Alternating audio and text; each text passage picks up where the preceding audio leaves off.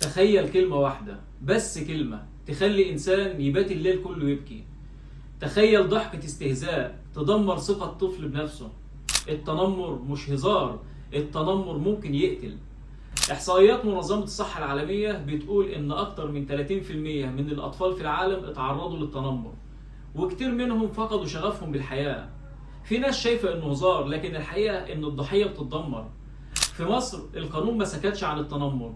المادة 309 مقرر به من قانون العقوبات المضافة بالقانون رقم 189 لسنة 2020 بتقول إن أي حد يرتكب فعل تنمر يعاقب بالحبس أو الغرامة، والعقوبة بتزيد لو الضحية طفل أو من ذوي الإعاقة. يعني كلمة أو تصرف ممكن تدخلك السجن. التنمر مش بيكسر بس، التنمر بيسيب جروح ما تتعالجش.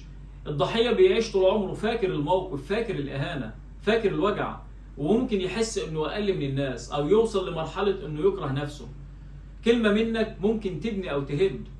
قبل ما تضحك على شكل حد أو طريقته أو لهجته، اسأل نفسك: هو أنا بساعده ولا بدمره؟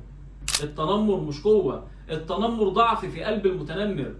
لو شفت حد بيتنمر ما تسكتش، خليك واقف في صف الضحية وافتكر ممكن نغير العالم بكلمة طيبة. وفي النهاية لو مهتم بالقانون تابعني.